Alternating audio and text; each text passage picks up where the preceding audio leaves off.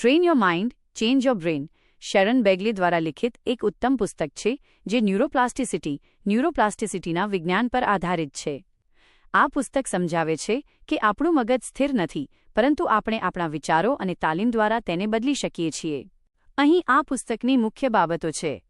1. Neuroplasticity.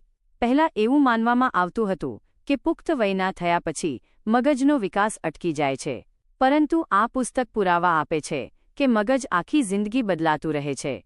નવા અનુભવો અને વિચારોથી મગજમાં નવા જોડાણો ન્યુરલ પાથવેઝ બને છે. 2. મન અને મગજ વચ્ચેનો તફાવત. પુસ્તકમાં દર્શાવવામાં આવ્યું છે કે આપણું મન, વિચારો અને ઈચ્છાશક્તિ ખરેખર આપણા મગજ ભૌતિક અંગને બદલવાની શક્તિ ધરાવે છે. એટલે કે જો તમે તમારી વિચારવાની પદ્ધતિ બદલો છો તો તમારા મગજની રચનામાં પણ ફેરફાર થાય છે. 3. ધ્યાન અને એકાગ્રતા મેડિટેશન. દલાઈ લામા અને વૈજ્ઞાનિકો વચ્ચેના સંવાદો દ્વારા લેખિકા સમજાવે છે કે ધ્યાન મેડિટેશન કરવાથી મગજના એ ભાગો મજબૂત થાય છે જે ખુશી, કરુણા અને શાંતિ માટે જવાબદાર છે. તે નકારાત્મક લાગણીઓને ઘટાડવામાં મદદ કરે છે.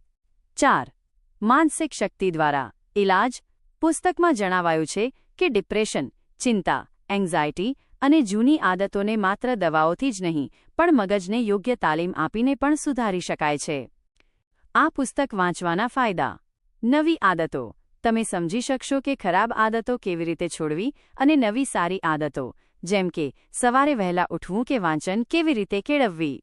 માનસિક શાંતિ. ગુસ્સો અને તણાવ ઓછો કરવાની ટેકનિક શીખવા મળે છે. શીખવાની ક્ષમતા. કોઈપણ નવી સ્કિલ શીખવા માટે તમારું મગજ હંમેશા તૈયાર છે એવો આત્મવિશ્વાસ વધે છે. ચોક્કસ. Train your mind change your brain પુસ્તક વિશે વધુ ઊંડાણપૂર્વક સમજીએ. આ પુસ્તક મુખ્યત્વે એ સમજાવે છે કે આપણે આપણી માનસિક શક્તિનો ઉપયોગ કરીને મગજને કેવી રીતે રિવાયર કરી શકીએ છીએ. અહીં આ પુસ્તકની કેટલીક મહત્વની વાતો છે જે તમને ઉપયોગી થઈ શકે. 1. મગજની ક્ષમતા ધ મેલેબલ બ્રેઇન. પહેલાંના સમયમાં વૈજ્ઞાનિકો માનતા હતા કે મગજ એક મશીન જેવું છે જે એકવાર બની ગયું પછી બદલાતું નથી.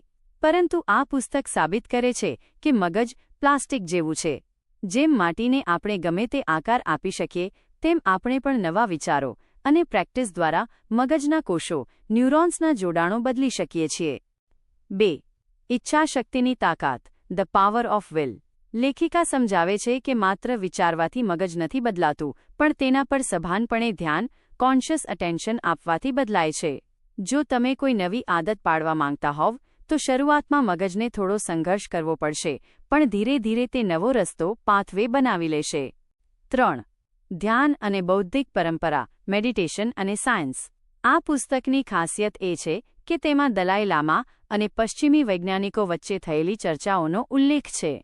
તેમાં જણાવ્યું છે કે જે લોકો નિયમિત ધ્યાન કરે છે તેમના મગજનો ડાબો prefrontal cortex, left prefrontal cortex ભાગ વધુ સક્રિય હોય છે, જે આપણને ખુશી અને સંતોષનો અનુભવ કરાવે છે.